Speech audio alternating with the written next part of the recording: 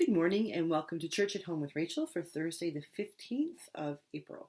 This morning, I'd like to share with you something from the President's devotional. It's from the 10th of April and it spoke to me. It's entitled The Master's Masterpiece. Through creation's rationality, God himself confronts us. Physics, biology, all the sciences generally have offered us an account of the new and unheard of creation. Such great new images help us to know the Creator's face. They remind us, yes, that in the beginning and in the depth of every being stands the Creator Spirit. The world has not issued forth from darkness and absurdity. It resonates intelligence, freedom, the beauty that is love. Seeing all this gives us the courage that makes living possible and makes us able to take up confidently on our shoulders the adventure of life. Joseph Ratzinger, Pope Benedict XVI, and this was written for the English Daily News Bulletin of September 2nd, 2008. Joshua Dubois, the author, then goes on to say, "We are the product of an extraordinary system, a weaving of the practical and divine, never seen before and never to be experienced again. This body of ours and the spirit that animates it and the world in which it stands are Bach's Brandenburg concertos and Coltrane's My Favorite Things, colored by Cézanne and bound by Picasso's angles, as sturdy and beautiful as any structure of Gary or Gaudi, as lyrical as Maya Angelou or Tennyson at his best. The same God who inspired these things created us. We are the Master's masterpiece. Today, let's take these diamond fingers of ours and etch out more beauty in his world." And he prays, "Dear God, remind me of the beauty of your creation as vested in me. Fill me with a sense of possibility this day and let me do good work. Amen." I find that to be really powerful and very life-giving, especially in this pandemic, which feels so life-sucking. Knowing that we are created by the one who created everything else and said it was good. I mean, the science of everything. I'm reading another book about science and theology, and the relationship between science and theology, science and faith, that is not contrary, but rather so incredibly intimate, so incredibly interwoven, that where one begins we cannot tell, and where the other ends we cannot tell, because they are so much a part of the other. And this sense that we are part of the creation, and that hence as part of the creation we become creators with God. Think about the beauty that you can create in your life. Each morning we wake up, and I'm still waiting to see a robin. I don't know how many robins you have out here in Alberta. I know we've got lots of magpies, but in Ontario, like right now, we'd be out robin sighting, and there's all kinds of people on Facebook saying they saw their first robin. So I don't know what the first bird of spring is out here, but I'm waiting to see it. I haven't seen any crocuses or anything like that around here, but other folks from my congregation have been posting it on Facebook, so I know they exist. But when we look outside our windows in the morning, we cannot help but see the beauty of God's creation in the science of it all, in the molecules that make up the clouds, in the sunrise and the fractals, or whatever those things are that show us the light in the different ways, the different colors of the sun, that even the science that has those lights that we have on our houses that turn on when the sun goes down, and turn off when the sun comes up. The fact that somewhere in there they know when there's enough light permeating them in the atmosphere that they can turn off or turn on. God did all that. Isn't that amazing? I think it's absolutely incredible that God, who created something as vast as the universe, would within that universe create things that are so tiny, tiny, tiny that we are never ever in 1,000 generations going to be able to create a microscope that can see the tiniest thing that God has created, because God is in everything. I remember when I was at Ask and Imagine one year, that was a youth program that we started talking about it in 1998 when I was still in seminary. And then the summer I was ordained, it was the first year. and I was involved with it for 4 years. We brought Anglican youth and eventually Anglican and Lutheran youth together from all across the country in a leadership and theology course. The first year was 10 days, and then after that it was a 2-week program. And I remember, I think it was the first year it was a 2-week program.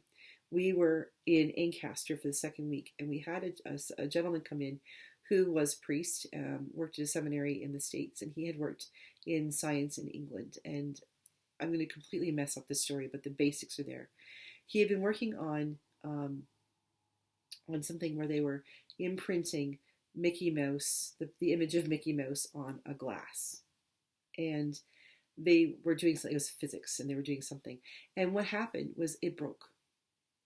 This big thing that they spent so much money on, this scientific experiment, broke. And I can just imagine all of them thinking, we're going to lose our jobs. We just broke this thing. It's worth billions or whatever it was. And then they realized, as they looked at each piece, they picked it up and they looked at it. The image of Mickey Mouse that had been on the big piece was imprinted on the small pieces. And as they got tinier and tinier and tinier, Mickey Mouse was imprinted on each one of those little tiny pieces until it was so tiny they had to use microscopes and they had to see them. And somehow or other, what they were doing by somehow superimposing that picture of Mickey Mouse on the big piece, made it into the very particles of those pieces.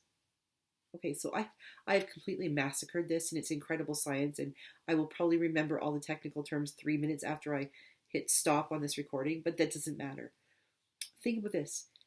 If God's created all of the universe, and we break everything down into tiny, tiny little particles, might we still be finding God in all of these little particles? Might we have the image of God implanted on everything that God did? It's like DNA. Now they talk a lot, if you watch Law and Order. I love watching Law and Order. It's my late night thing. Just drink a Diet Pepsi and have my popcorn and watch Law and Order. Rob hates it, so I only watch it when he's downstairs working on his boat, on his model. But watching that, they talk about like touch DNA and how just even the slightest touch, we leave parts of ourselves on someone else or on something else. Like my DNA is from my hands and from my lips, and everything is all over this mug.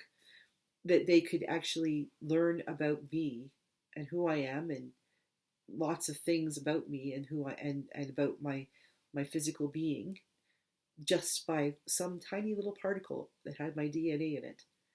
Well, imagine if God created all of us, if we had his DNA, if his DNA was in everything, like touch DNA, if God's imprints, like the imprint of Mickey Mouse, was on anything and everything God ever created, guess what that would mean? That would mean that God was in us, and God was in Dude, and God was in my mug, everything, because all of these things came from God. I would not be able to hold this tin mug or talk to you over this internet if God had not created the science, if God had not created the metals of the earth, and on here, all of the things that have come together to make this happen, the copper wires and all of the lithium batteries and all of those things, but also all of the intelligence of all of the people who did all of the things to do this. The people who invented glasses with prisms in them so people like me could see. The people who created the blue paint that's on this mug, the coffee that's in it. All of those things all come together in this place right here with us because God did that originally. How absolutely amazing is that? All of that creativity, Cézanne and Tennyson and Maya Angelou and Mozart, all of those things all came from one place, and we all share that in common.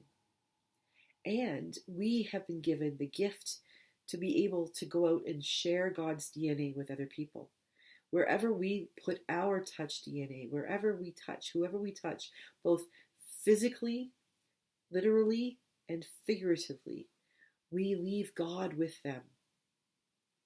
Now the question becomes, how do we leave God with them?